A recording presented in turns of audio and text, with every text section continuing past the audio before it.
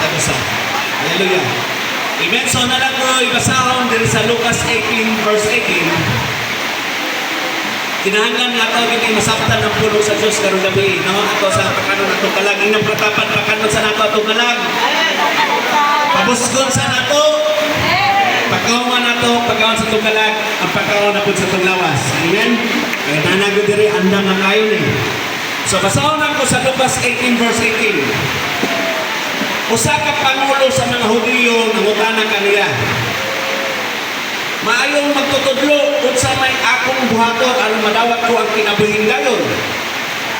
How do I get to heaven? Isa may murag kita man yun siguro tanan gusto malangit. Mao nga niingon siya, what must I do to get to heaven? Kung sa may iyang buhaton aron nga malangit siya. Diri sa 19 itubag si Ginoong Jesucristo. Si Jesus tumutana kaniya, nganong itawag mo man ako nga maayo? Oy, walay maayo, gawas lang lamang sa Diyos. Hello? So, tiyata mo sa Kinoon si Kristo, maayo ba yan? Kung basahon mo ang New Testament, wala kayo mapasa na nasa buhat na dili maayo. Hello? Dili siya dautan.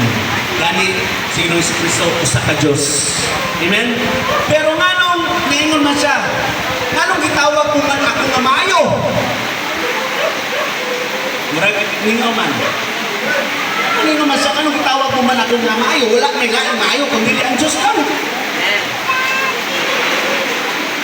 Kapag mo ang taong dato, wala na siya magilag ang Ginoong Jesucristo na Diyos. Ang iyang pagilag ang Ginoong Jesucristo, usa na ka magtutublo. Maayo magtutublo. Kung sa may akong buhaton, aron ako ang angkon at naging wala katapusan. Ato bang nasabtan? Moto nga naingon sa Ginoong Jesucristo, walay laing mayo kundi lang Diyos. Sa iyang pulong pa lang, ipamatudan na siya sa Diyos. Dili ka pwede nga moingon nga siya maayo, tapos wala mo siya kilala ni Diyos. No, nga naingon siya sa iyang pulong nga siya Diyos. O kinahanglan ang tanang tao, masalit Diyos siya sa Diyos. Hallelujah. Amen? Sa verse 20, nasayod ka sa kasubuan. Ayaw panapaw. Ayaw pagpatay. Ayaw pangawat. You must not commit adultery. Kaniadto sa wala pa sa Ginoong Jesucristo basta mag-isgot ang adultery. Naging kagibuhat ng dili maayo.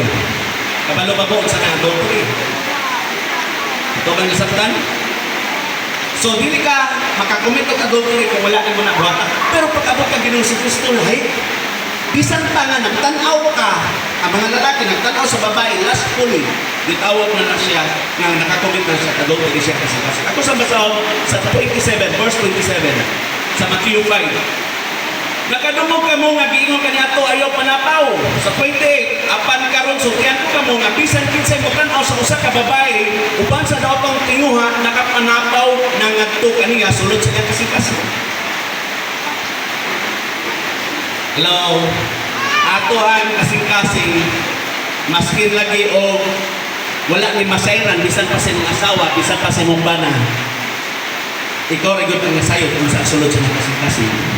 Nakay gitaguan na ikaw rin yun. Kana, ako masama pagbalik sa padayon ako sa pagbasa, ayaw pag sigig bakak, pagsaksi bakak, tahuran mong amahan o inahan. Inyong katapat, ayaw pagsaksi o bakak. Kana, pitang chismis, istorya nga dili na mao, o sabi, dili mo pagpatid, o sa isaksi ka o bakak. Kana, pitang kami kasuko sa imuhang isikataw, sa tinuod lang, huwag nakasuko, magpasagat ka kang istorya. Nga kato yung istoryahan, grabe po ang pagpamunahon. Marites. Tama ba? Bisa na kabalong na ka nga usahay di tinuod, pero mawag yapon ipatagan ng istorya mo na siya pagsaksi sa bakat. Tahuran imong amahan at inahan. Sa 21, ang tao mitubag, gituman ko na kining tanan mga sugo-sukad pa sa akong pagkabatanon. Oy, kabalo mo kaning giingon diri nga dato at taong dato, dili lang kay adunahan siya pa ang pinakabutan. Kali man ka anang iyahan ang gibuhat ang tanan nga kasugan nga giingon ni Ginoong Kristo. buhay pa siya kay nakabuhat siya, sa bata pa siya, pero kita karon mas nagdagko na lang ta, naglisod niya ang pagkakuman. Hello? Sa 22, sa pagkanungog ni Jesus niini, kaya daw nabuhat ang giingon, iyang giinan ang dato, usap pa kabutang ang gikinahanglan mong buhaton. Sa ato pa ang Diyos nasayod na sa kasing-kasing sa nato. Nasayod siya nga nakabuhat na siya ng mga butanga, pero nasayod siya nga napay usang nga wala nga buhata. Hello? Wala kong kabalo sa kasing-kasing. Siguro na anang magibuhat sa Diyos, pero basi na pa po'y nasa yung kasing-kasing na wala pa niyo. Isulit lang sa Pilihan. Kamuray ka na sa iyo na anak. Sa pagkanood ni Jesus ang ina ang dato usap pa kabutang ang kinahanglan mong buhaton. Ibaligya ang tanan mong kapigayunan o ihatag ang halin dito sa pagkabos. O makabatong kag bahandi dito sa langit. Unya, balik og sunod ka nako. Grabe. Dili basta-basta. Amen? Nga nung gisupin na sa Ginoo, dili biya yun ang kasabot na ipabaligya ang tanan niyang bahandi. Dili man yung nanang Ginoo. Sakit mo sa Ginoo. Gisupin na sa Ginoo kay nanuman, nasayod man ang Ginoo siya kasing-kasing na ang iyahang di kabalakan pag-ayo, iyahang di Diyos sa iyang kinabuhi mo, man sa lapit. O dili na isulti sa Ginoo, dili siya masayod, nga yan ang Diyos mo sa lapit. Mo na ang Ginoo, makikistorya na ni mo. Usahay, masakitan ka, kay tungod nagatagat mong kita ng mga tangan. Di pa ka Diyos na to ang salapi. Kanawar ko ng salapi. Usahay, malipayon ka, huwag dagang salapi, pero huwag may salapi. Ha? Yun? Dili, pwede daw biglong. Dito? Mas iwak ay high blood na high blood ka na naman. Wala kwarta. Puro na lang ang una-una sa lapit. Mauna ang Ginoo. Mauna iyang isulti sa imong kinabuhi. Kumusta man. Asa kung imuhang ginatagad. Halos na tanan. Pinag imong kinabuhi. Muna ipagutan sa Ginoo. Gusto sa Ginoo. Siya lang yun ang Diyos sa imong kinabuhi. Amen? Sa to pa. Ipabaligyan ang tanang kaptangan. Pagkauman, balik o sunod ko na ko. Di man ka, nagpabaligyan tapos ihatag pa din sa magkabos. Tapos balik. Sunod ko na. Siguro, kung magluod ng katauhanan lang yun, sige, baligyan tanan. Kaya man na ba? Pero ang problema, ang pagsunod na po sa Ginoo. Dili ba yan ang pagsunod sa Diyos? Lamig lang maminaw sa pulong sa Ginoo, pero ang pagsunod, ison! Injon! Ayaw maminaw sa pulong sa Ginoo, pero ang pagsunod, ubos naman. Murag limingaw man, birthday ba yan, Rob? Magsadya! Ang kabaturan, sakit pero mutubro. Sakit siya pero maayo. Ako sa basahon sa Romas 8:30, wala pa masunin, no? Nana, aga ako na sa padayon. Naglamay man, naglamay gamay. Hallelujah. Sa Roma 8:30 na kumasahon. Kaya kung magkinabuhi ka mo nga minanduan sa tawhanong kinaiya, mamakay kayo ito mo. Ha? Kung tawhanon na lang kanuna yung atong gitagad, mo nang gitawag ang kabayaran sa sala kamatayon. O, mamatay kayo ito. Apan mabuhi kayo kung pinaagi sa Espiritu, patyo ninyo ang tawhanong binuhatan. Ayaw lang yung munod. Kung dili ang tawhanong binuhatan. Saan mo naman tawhanong binuhatan? Sa verse 14, ang tanang gimanduan sa Espiritu sa Diyos, mga anak sa Diyos, inyong katapan, anak mo na sa Diyos. Anak mo na sa Diyos. Kaya naghilom-hiloman lang ka, anak mo na sa Diyos. Sa verse 16, makighumusa ang maong Espiritu sa atong Espiritu, aron pagmatuod na kita mga anak sa Diyos. Sa ato pa, di ba, ingon ako nakitulong ang bahay ng Espiritu, kaya naglawas. Ang Diyos sa Espiritu, makikhinusa siya sa atong Espiritu. Makikhinusa kami ang Diyos sa atong Espiritu, gamhanan siya, mo na makita ang Diyos inuwi na muli. Amen? Makita, bagyod ang Diyos inuwi na muli. Sa 17, okay mga anak man kita niya, kasi mga anak sa Diyos may patasa ka mo? Amen. Hallelujah. Kaya mga anak man kita niya, madawang nato ang mga panalangin nga gitagana sa Diyos ug madawat ato kini uban kay Kristo. Kay kung makikampit kita sa iyang mga pag-antos, makaampit usab kita sa iyang himaya. Inong pagkatapa, dili lang kanunay ka ng panalangin. Kinahanglan makaambit usab kita sa pag-antos ni Ginoong Kristo. Amen? Mao nga ayaw dahil mo pangnood o may mga problema. Ayaw dahil mo maluya-luyas ng pagpangalagad o dahil mga pagsulay. Kaya ang atong pagpakingampit sa iyang pag-antos, dili ni mas grabe ang himaya nga tumatos gikan sa Ginoo. Hallelujah. Balik ka sa Lucas 18:23. Apan sa pagkadungog niya niini, pagkadungog sa dato, nasubok siya tungod kay adunahan man siya kayo. Amen? Ang dato nasubok kay nga naman adunahan man kayo siya. Dili siya makahimo sa gipabuhat ng Ginoong Kristo.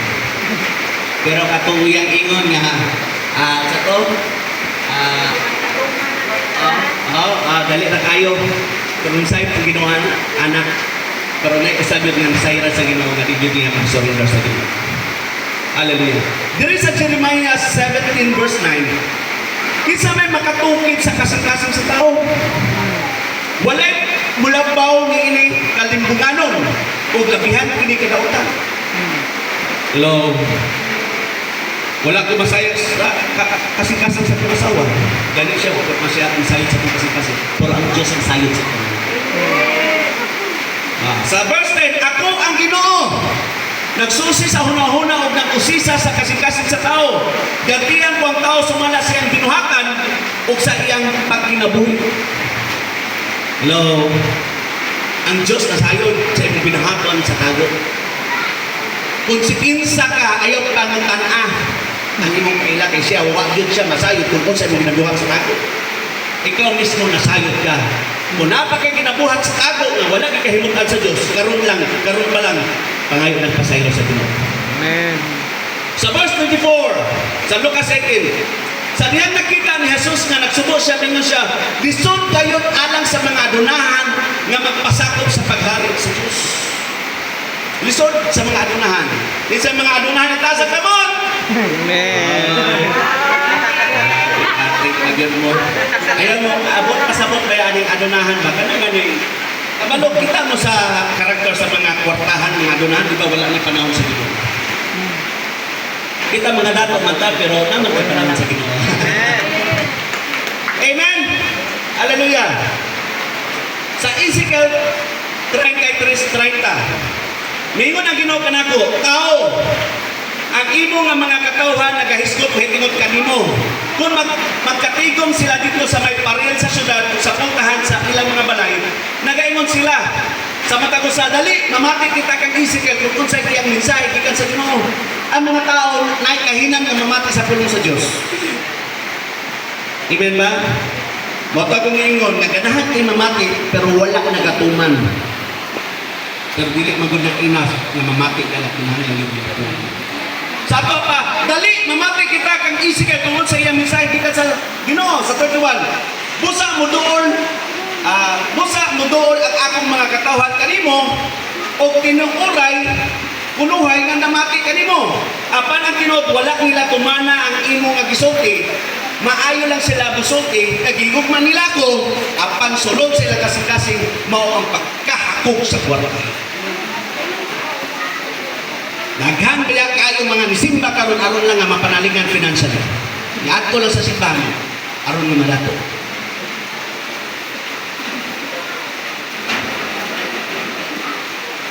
Ilang hunahuna sa Ginoo sa lapit. Pag-sure mo. Ha? Wish dahil si Bang Gabi. Pangalagad mo sa Ginoo, pangalagad mo tinudanay. Dili niya ito pagkalibutan panglangit niya. Kung saan man nadagan kag sa lapit, pero pag abot sa Ginoo, magpabilin niya din. Kinahanglan yun nga matag-usan na ito maluwas. Amen? Kung naninguha ka og sa lapit, advice na ko, tinguha una ang Diyos, musunod na lang sa lapit. Ato nasabtan ng pulo sa Ginoo. Kaya ang dili na lang nako alang mo na ang yawa na lang yun, dili na kaaway. Ang yawa. Siyempre mo motanyag ng wealth. Pero lahi ang sa Diyos.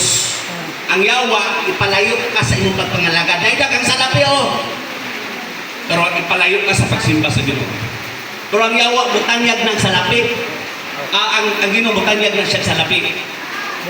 Tama ba? Pero, dili madaot imong pagpangalagad sa Ginoo. The more kanya panalanginan, the more ang imong paghangog sa buluhaton sa Diyos.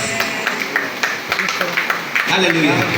Sa verse 25, masayon pa sa usa ka kamilyo ang paglusot sa lungag sa dagom kaysa usa ka dato pagsulod sa kinahanglan sa Dios. Grabe na gid.